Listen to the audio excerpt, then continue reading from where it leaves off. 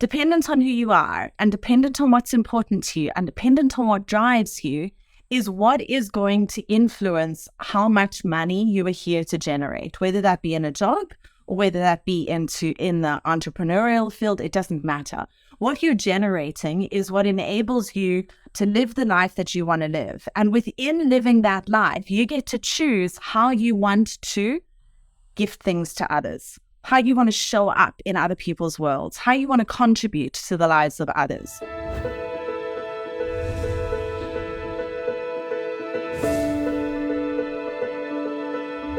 Hello, beautiful one. Welcome to this week's transmission. As always, I am coming to you alive, extremely imperfect, straight from the beach. If you are in Australia and you're in New South Wales, highly, highly recommend going to Birdie Beach. Absolutely beautiful. It is gorgeous. It's one of those expansive beaches, barely anyone around. Go topless, go clothed, do whatever you like.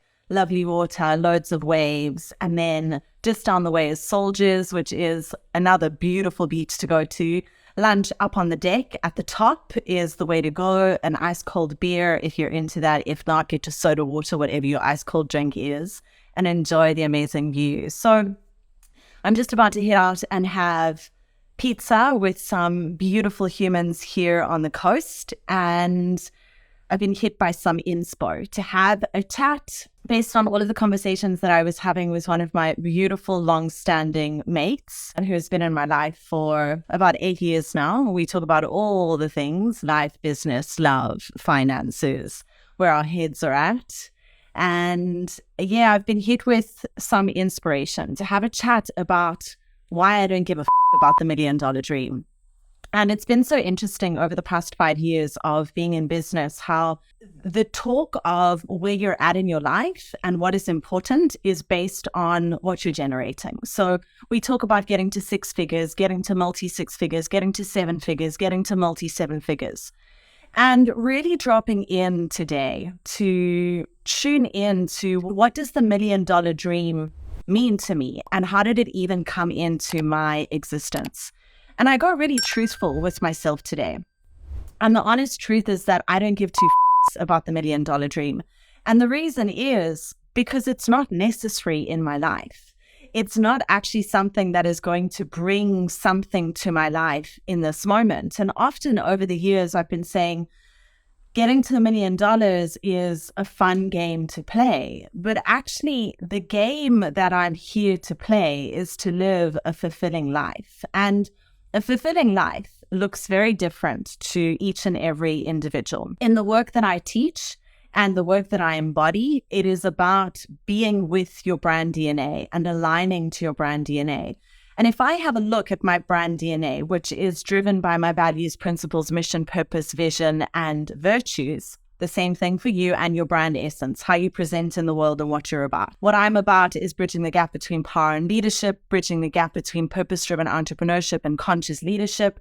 I do that through divine feminine leadership, and all of the work that I do is around business growth and human optimization and leadership. And looking at this $1 million dream and the 6-figure dream and this multi-6-figure dream, when we really come to it and tune in with what's important to us, it comes down to what that money is going to buy you, what that money is going to create for you. So it's always about this balance between impact and living a good life. The most important thing, like the purpose of our existence on planet Earth is to have a great time.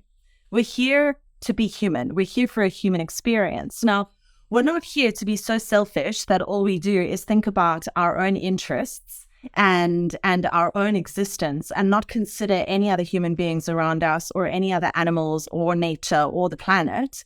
We're here to be in community with one another as human beings. And as a global community, we have to keep in consideration how we're affecting one another. The USA makes a decision, it affects us here in Australia.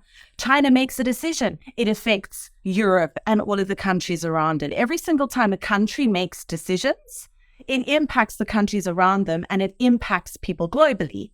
it impacts all individuals, right? That's the global community. And then we break it down. We break it down and we break it down and we break it down until we come to the space of how we exist in our own personal communities. And those are our friends, right? These are the little pods of human beings that we create, that we immerse ourselves in to have a good time, to enjoy, to share, to play, to experience, to exchange. Now, dependent on who you are and dependent on what's important to you and dependent on what drives you is what is going to influence how much money you are here to generate, whether that be in a job or whether that be in the entrepreneurial field. It doesn't matter. What you're generating is what enables you to live the life that you want to live. And within living that life, you get to choose how you want to gift things to others, how you want to show up in other people's worlds, how you want to contribute to the lives of others.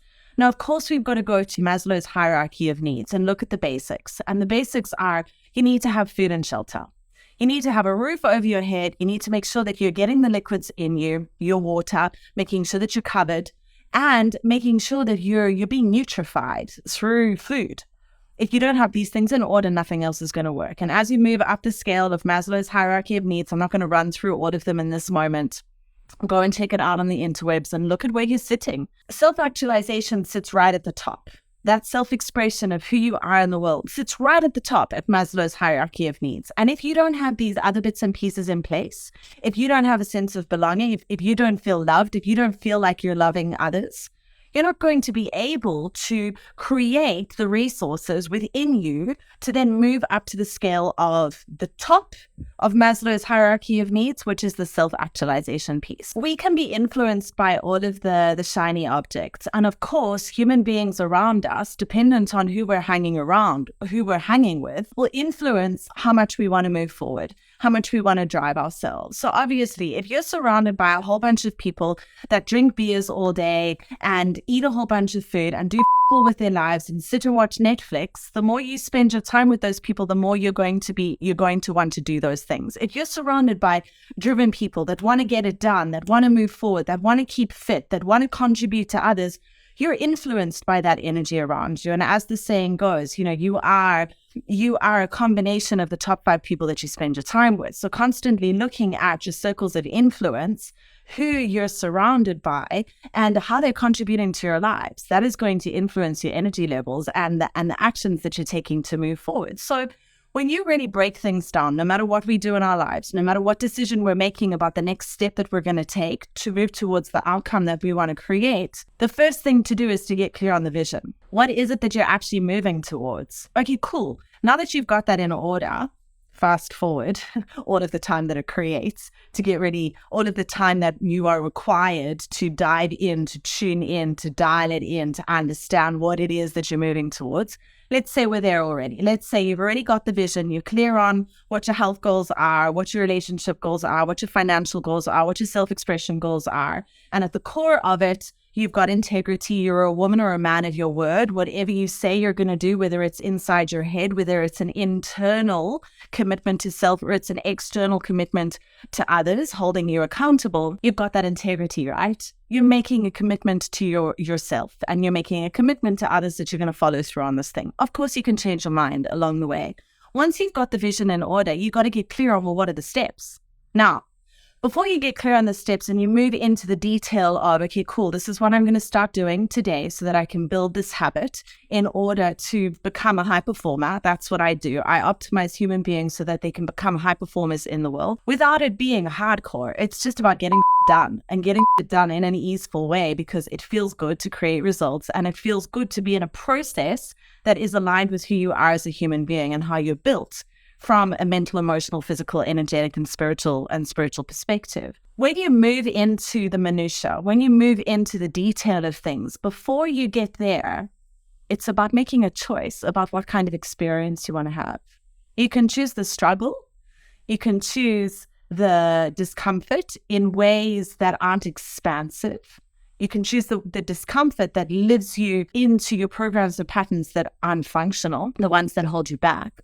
Or you can choose to be in the discomfort of reprogramming your cells, because it's your cells that influence every single decision that you make at the end of the day. You choose to reprogram those cells by allowing yourself to be in the discomfort of becoming the most true version of yourself, which is the releasing of all of the conditioning. Then you allow yourself to build new habits so that you normalize your way of being. So when I took a moment today to really drop into the beautiful questions that were being asked to me by my mate, we're very good at facilitating one another into, well, why are we actually making the decisions that we're making? Why are we actually doing the things that we're doing? What is the purpose of what's going on here? And so we challenge one another to go deeper into the space of where are we actually at? And today what I landed on was, why the didn't I see this? I'm not actually, Victor, I'm actually not interested in building $1 million business because it doesn't serve. It actually doesn't serve. When I look at my numbers, and I've been clear on my numbers since day dot, one of the very first things that I did when I started my business, and actually in separating from my husband, was get clear on the numbers, get clear on the budget, have a look at what's possible. What does it look like to be on my own feet with no other support, do it myself? I've been clear on the numbers. And when I look at the numbers, I don't need $1 million to create the life that I want to create or create the impact that I want to create. The $1 million was always about me proving to myself that I could be the first person in my family to create that. And for what?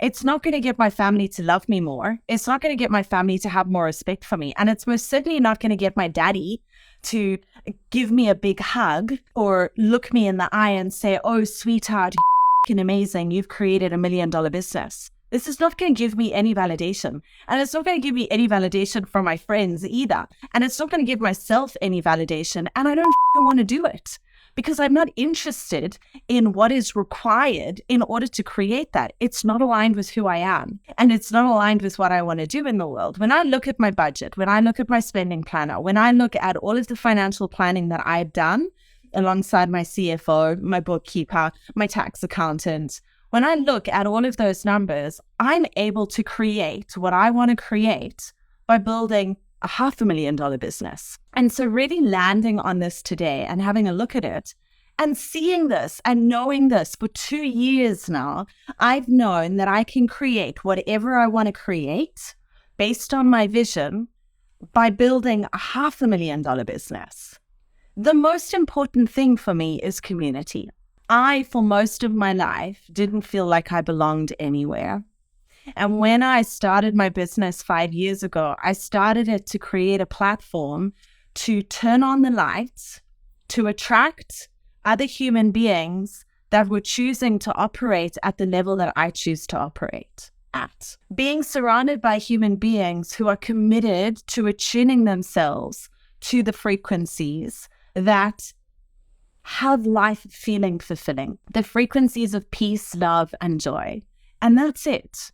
And so I turned my light on and I went, hey, this is me. This is what I do. I'm a business growth advisor. I'm a human optimizer. I'm a leadership mentor. And these are the people that I help.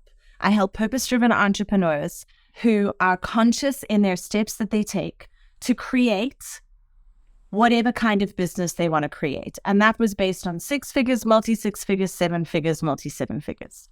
But actually, I'm changing my tune. And a part of that changing of tune has actually always been in my bio.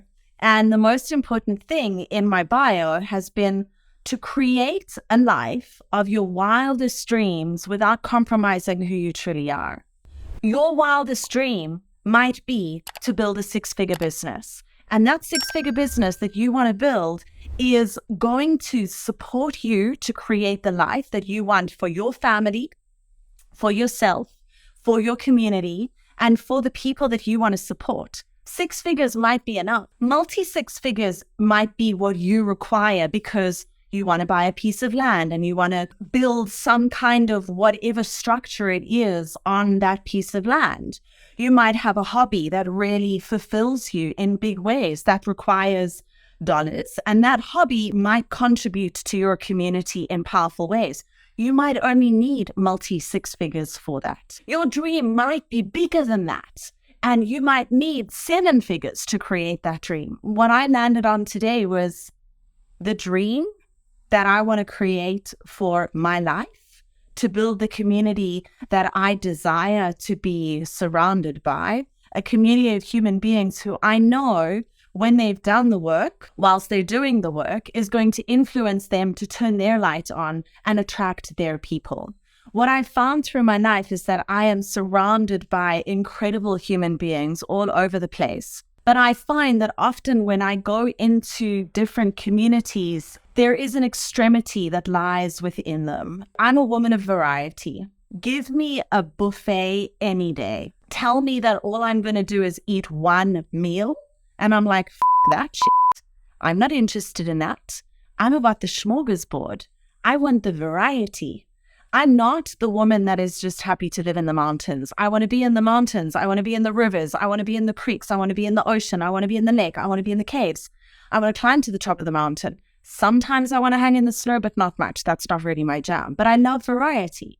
I love to ride bicycles, be in cars. I like slow cars. I like a cabriolet. I like to be in a bigger vehicle, a smaller vehicle. Sometimes I like to go fast. Sometimes I like to go slow. Sometimes I like to be quiet. Sometimes I like to be loud. I am a multifaceted woman, and the people that I'm surrounded by are multifaceted human beings. And they're not extremists. They're not human beings who are so much like this or so much like this or only do that or only do this. You know, like, I don't want to bring in a judgment over here because I am an open-minded human being, but I'm not interested in extremism. I'm not interested in when people go too far in any direction. I'm about the acceptance. I'm about, you know what?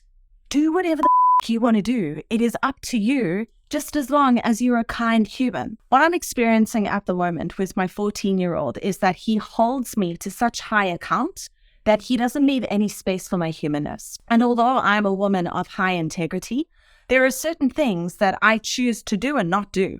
And he'll look at me and go, that's not okay. And I'll say, why is that not okay? And he goes, well, that's not okay for my mother. The other day, we took a selfie and I loved the photo. There was so much life in it. There was so much expression. It really captured the moment of the dynamic between him and I on an afternoon when he gets back from school, hops onto the train, travels 2 hours up, arrives through the door. We have our chats. He has his meal. He tells me about his day. And it was just a moment. And I was like, dude, can I take a selfie? And he went, yeah, sure. And I grabbed a selfie and it was such a beautiful photo. And I said, cool, can I share this on the interwebs? And he went, no, you look like And I went, I look tired. I'm just about to start my bleed in probably the next 24 hours. But I look at myself and I see that I'm really glowing and that I'm super happy and that I'm just filled with love and that I'm so happy to be here with you in this moment. And I said, okay, in your view, I look like it, and it's a totally different perspective to how I see myself. And even so, why is it not okay to put that photo on the interwebs? And he said, because I don't want a photo of my mother looking like it on the interwebs. And I thought it was just so interesting that there is this expectation that I look a certain way, that I am a certain way, that I behave a certain way, and that it has to be 100% of the time, that there is no room for error. When I say I'm a woman of integrity, I'm a woman of integrity, and I don't slide too far off the scale of my own expectations of myself because I set the standard for myself, because I know what I'm about. And I'm the only, not competition. I'm not in competition with myself, but I love to play the game of how can I be even better today? How can I enjoy even more? How can I love even more? How can I be even stronger? How can I be even more resilient? How can I surrender more? Like, I love playing the game of life with myself and meeting my own edges. But to have my 14-year-old that has this expectation that this level of perfection is absolutely ridiculous, right? And so we can get easily distracted by other people's expectations or perceived expectations of ourselves. But when we really drop in to where we're at and we really tune in to what it is that we want, what it is that we want to create, not getting distracted by all of the shiny objects around us and what everybody else is doing, and we come home to ourselves and we go, what do I want? what do I want for my life? And what do I actually need to make that happen? What do I actually need to make that happen? And so something else that I'm considering, right? Because community is so important to me, because turning on my light and finding the people that I really resonate with, the ones that stretch me, the ones that I feel excited when I'm in their company, the ones that have the capacity to receive my love, the ones that are open to bouncing ideas, the ones that are ready to take inspired and intentional action to make the thing happen that we've just spoken about. The ones that come into a space and go, that's a really great idea, let's make it happen. And they don't just say, let's make it happen, they make it happen. Those are the kind of people that really excite me, right? I'm not one to talk about the things. I'm somebody that goes, let's do that thing and let's make it happen. And we make it happen like that. We don't around with all the chat. I was having a look at one of my edges. In Sydney, I lived in a sweet little apartment. On the inside, it was gorgeous. On the outside, it looked like a drug dealer's den. It was known as the drug dealer's den to people because I would say, it's the little block of units on the right-hand side when you're coming from this direction. Be warned, it looks like a drug dealer's den on the outside, but the moment you step inside, you step into a sacred space. And my home has always been a sacred space. My dream was to live in a 4-bedroom house overlooking the water and overlooking the trees and to be surrounded by forest. I made that dream happen. I wanted to have a spiral staircase. I wanted to have lots of open space. I made that happen. I put it on my vision board. 3 years later, I made it happen. I've got the spiral staircase. I've got the 4 bedrooms. I'm overlooking the water. I'm surrounded by trees. I've got caves out the back. I'm a 15-minute drive to various different beaches, a half-an-hour drive to other beaches. Everything is within walking distance. I'm surrounded by the kindest people ever, yet I'm making excuses about inviting more people into my home. And I love to have people in my home. When I moved into this property, I moved in on the Friday. On the Friday night, I had my friend arriving from Melbourne. On the Saturday night, I had 10 people staying the night. And when people walk through the door, they said to me, Leigh, how long have you been living here for? I said, I've been here for 12 hours. They're like, oh my God, it feels like you've been living here for 3 weeks. I made this space feel homely, sacred, safe, inviting, and a space for people to surrender. And I did that within 12 hours. And I've been making excuses over the past 9 months since I've been here that the deck is not painted the way that I want it to be. There are 2 cables that are going across the views of the water. They haven't been removed yet. I haven't got the garden landscaped. There's concrete in ways that I'm not happy about it. I've still got to do more weeding. I haven't planted all of the planters. I haven't got all of my herbs going yet. The front garden isn't looking the way that I want it to look. I haven't yet painted the front wall. I've made all of these excuses as to why my home is not ready to facilitate community the way that I want to facilitate community. It is a beautiful space. And yes, the balustrades need painting. And yes, the white walls have a bit of deck paint on them that I want removed. And yes, I haven't had the garden landscaped. Does any of that matter? No. Do I need $1 million to make all of that happen? No. So, ponderings today, beautiful ones. When your vision's clear for your life and you know what you want to create, you've got your short-term vision, say your 2023 vision, you've got that sorted, and then you've broken it down into the different sections. And what I look at is health, relationships, finances, and self-expression. And within those 4 segments, they're broken down into another 10, 15 segments. If you want to learn more about it, then DM me and I'll send you the resources. I'll direct you as to where you need to go. One of the most important things for you to check out, though, is where you're at in your business. Go onto my bio, check out the Multi-6-Figure Divine Feminine Leader Checklist, and you'll see where you're at and you'll see where you need to pay attention. So coming back to getting clear on what is your vision for 2023, and then what's your long-term vision? What's your vision for the next 3 years, for the next 5 years, for the next 10 years? And get clear on, okay, For my 1-year vision, what do I actually need to generate from a financial perspective? The financial perspective is your indicator of where you need to be from a health, a relationships, and finances perspective. And self-expression perspective. So in order for me to create these finances, what level of self-expression do I need to bring into the world that isn't already in existence? Or where do I need to turn the volume up? Where is my health sitting in terms of my energy, my mind, my emotions, my physicality, my energetics, my spiritual health? Where am I sitting in those aspects? Where do I need to tweak things in order to be able to create what I want to create from a financial perspective? And what relationships need looking at? Where am I being drained and where am I being fueled? What needs to be moved on and what needs to be called in and what needs to be nurtured and cultivated more in order to generate what it is that I need to generate? Because at the end of the day, money is all about relationships. Sales are all about relationships. You want to do better in life, be in service to others. Simple. Super, super simple.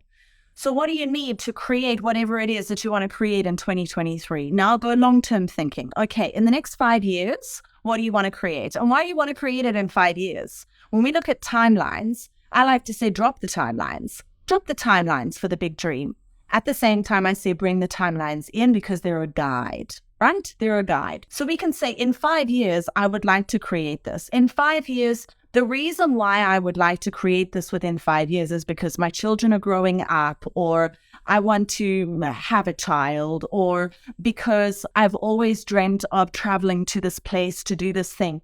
Look at your reasoning behind your timelines as to why you are choosing that specific timeline. Are you doing it because it's validation of self? Or is it just like super, super flippant? I'd like to celebrate my 45th birthday in this way. And the reason why I wanted to celebrate my 45th birthday in this way is because it's a milestone, because I don't know, my mother died when I was 45 and I intend to get to 45. And this is why I want to celebrate it. Whatever your reasons are, just make sure that you're not making decisions based on flippancy or on external validation of things. So I have a look at things and I'm like, oh my God, like I got caught on the $1 million train. I got caught on the $1 million train. I don't need $1 million.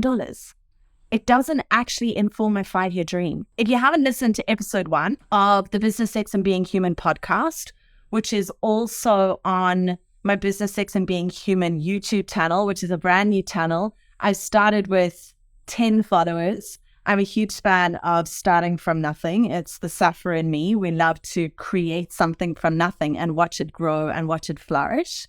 So if you want to sit and you want to interact with me in this way, then I recommend that you watch the video. It's about mastering the art of prosperity. And mastering the art of prosperity is all about the law of mutual exchange. And in this video or on this podcast, I invite you to get clear about your 2023. What it looks like for you, why you're creating it, what you're looking towards, what you're stepping into, and what you're releasing.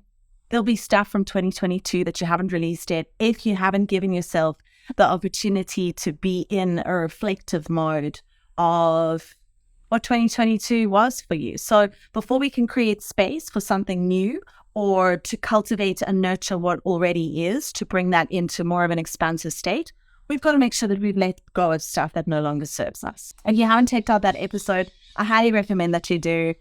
Pay no attention to my hair or the lighting once again. It's really great content. It was my first video of the year to get back into the groove after being off camera for pretty much 6 weeks, being in holiday mode. And it felt really good to get back on camera. I know that this episode will set you up really powerfully.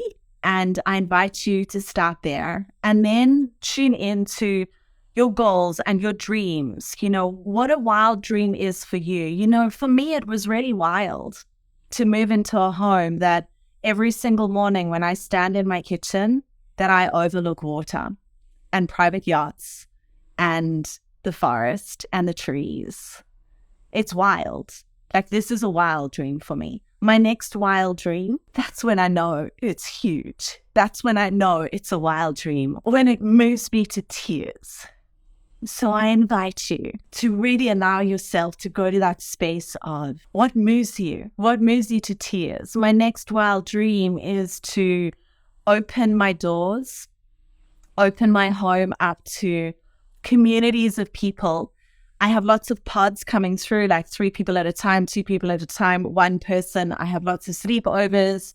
I have many people that pass through from Sydney who move up north. I have people that just come up for day trips. I have people staying the night, but it's always in one-to-one. And my wild dream is to bring communities of people into this space. I have space in my backyard for incredible dinners of like 30 people at once. I have space to have wild night fires out the back of like 30 people in one space. And this for me is a wild dream. It's a wild dream to bring people into my space. And so my invitation to you is to really explore what is your wild dream and what do you actually need to generate in order to create that wild dream. And whilst you're creating that wild dream for yourself, create impact and bring something else to other people's lives. And what I know to be true about who I am as a human being is that when people step through my doors, there is the sense of surrender. There is the sense of, oh, I can take a breath. I can let go. I can be myself. I know that I'm in a non-judgmental space. And so it is my dream to have as many people coming through to be able to feel that sense of surrender. Because when we surrender, we're giving our nervous systems space to be at peace. And when we're at peace, we get to spread so much joy in the world. So what is your wild dream? Is your wild dream being influenced by validation of others, dreams of others, shiny objects? Or is your wild dream something that is so true to your heart that when you think about it, it moves you to tears? Because that's what it's about. It's about moving yourself to tears. And until you've moved yourself to tears from a space of joy, from a space of, oh my gosh, this is going to stretch me a little bit. This is bringing things up for me to have a look at and to release and to transmute because they no longer are important. They no longer serve. That's when you know. That's when you know you've landed on your wild dream. I'm sending you so much love, beautiful ones. Thank you so much for being here on this beautiful day of being alive. I look forward to seeing you. I look forward to seeing you in the future and to hearing what your wild dreams are, to drop them in the comments below, share them. The moment that we write something down, the moment that we express something, the moment that it sounds so much more beautiful in Italian, condividere. When you say condividere, it means we share something with others. When you're ready to condividere qualcosa, something with others, and allow yourselves to let it flow into the ethers, this is when the dreams come true, when we say them, when we write them down. And so I'm putting this out into the world today. My wild dream is to open my doors up to more people to come through, to hold the circles, to have the dinners, to have the lunches, to have the dances, to have the cries, the laughter, the passion, the expression, the setting of wild dreams. I want my home to be a space that people come into to make wild dreams happen. And wild dreams happen when we love one another, where we create space to bounce ideas off one another, where we feel nurtured, where we feel loved, where we feel safe, where we feel non-judged. That is what it's about. What is your wild dream, dear one? Sending you all the love. I will see you very soon. Thank you for being present. Thank you for being a part of my world. And thank you for every single day taking one step closer to yourself. I love you. I will see you soon. Ciao.